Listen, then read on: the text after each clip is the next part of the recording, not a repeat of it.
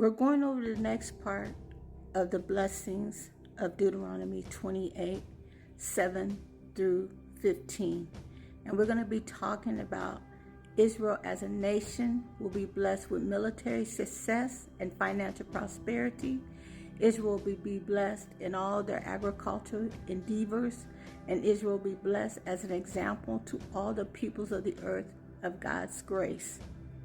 The results of this support from Yahuwah is that other nations will see how Yahuwah is prospering and protecting the nation of Israel in all these blessings. I will be reading to you out of the Sefer Bible, verse 7 through 14, actually 7 through 15, out of Deuteronomy 28. It says, Adonai will cause your enemies who rise up against you to be struck down before you. They will come out against you one way and flee before you 7 ways.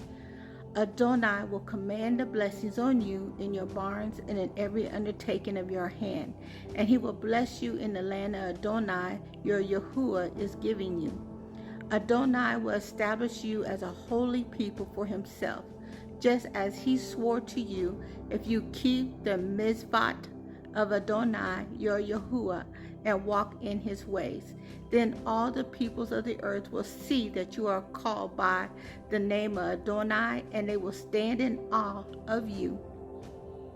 Adonai will make you overflow in prosperity, in the fruit of the womb, the offspring of your livestock, and the produce of soil on the land of Adonai swore to your fathers to give you.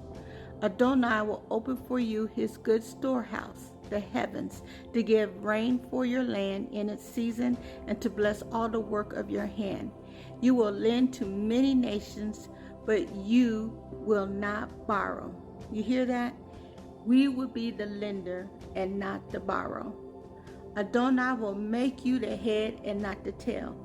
That means that you're going to be ruling and reigning. You're going to be charged of everything. Everything that this Gentile nation has been charged of, you will be in charge of it. He has chosen us to rule and reign and to be in charge of everything. If you listen to the mitzvot of Adonai, your Yahuwah, that I am commanding you today, careful to do them. Verse 14, and do not turn aside from any of the words I am commanding you today, to the right or to the left, to go after other gods in order to serve them. You see, this blessing was given to us if we didn't go and serve other gods. That means serving Muhammad, serving Buddha, serving Mary, serving whatever it is that you're serving, that you're putting before you as your Yahuwah. That could be a car. That could be an idol, like an athletic player. It could be a celebrity. It could be computer science. It could be anything that you put as your Yahuwah. He tells you not to serve them, only to serve him. And you will be blessed with unlimited blessings that I just read before you. So the first blessing that is declared, that the Lord shall cause your enemies who rise up against you to be defeated before you, in verse 7. The Israelites would always be victorious in battle because the Lord would fight for them. The enemy might come out against them one way, implying an organized attack by a disciplined group of soldiers who were intent upon conquering Israel. But because of the Lord fought for Israel, they would flee before them 7 ways, implying a disorganized, chaotic retreat. This happened exactly as stated in the book of 1 Samuel, where Saul and Israel's army struck down the Ammonites in Samuel 11:11. This is related to the fourth blessing in verse 5. The second statement stated that the Lord will command the blessings upon your barns and in all that you put your hands to, and he will bless you in the land which the Lord your God gives you, in verse 8. For the barns, a farm building used to store grain and other crops, to be blessed meant that the Israelites would be prosperous, raising agriculture crops in the promised land. In fact, they would be successful in all their undertakings, as God promised to bless all that they put their hands to. You know, God emphasized that this was a land your Yahuwah gives you, meaning that Yahuwah had granted the land to them. Yahuwah granted the land to Abraham and his descendants as a reward for Abraham's obedience and leaving Ur and his family and coming to Canaan.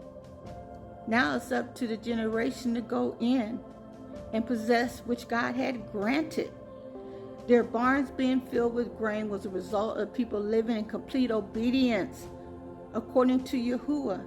This echoes Yahuwah's statement in the book of Leviticus, where the Lord told his people that if they carefully observed his covenant stipulations, he would order his blessings for them in the 6th year, that it would bring forth the crop for 3 years. And this is in Leviticus 25:21. This was in preparation for them to obey the command to leave the land fallow 1 year in 7. If they obeyed, God would ensure they had ample production and avoid hunger while allowing the land to. The final statement involved the Israelites' special relationship with Yahuwah and their special position on this earth. Yahuwah told them that he will establish them as a holy people to himself, as he swore to them in verse 9. Yahuwah's election of Israel was a direct result of his oath given first to Abraham in Genesis, and Yahuwah made clear that he had chosen Israel because of his love for their forefathers, and that's in Dueteronmy 4:37, 7 and 7 through 8. As a people, we belong to God, Yahuwah. The Israelites were to be set apart and be devoted to Yahuwah's service. They were to be a holy people to himself. To be holy means to be set apart for a special purpose. Yahuwah intended for Israel to demonstrate to the world that he is superior than any other God. That means you had to completely trust him and rely on him for everything that he has. You don't have to rely on a Gentile God. You don't have to rely on a Gentile president. You don't have to rely on a Gentile nation that just wants to give you scraps for you to live off of. You weren't meant to take scraps off the table. You wasn't meant to be the beggar. You wasn't meant to be sitting there and slaving day after day, night after night, year after year. You were meant to rule and reign. That was the blessing that was given to us and our forefathers and ancestors. It's time to rise up and take our position so we can get these blessings back and show the world how it is to live godly, righteous, holy with our King, the Most High, that no other God can compare to.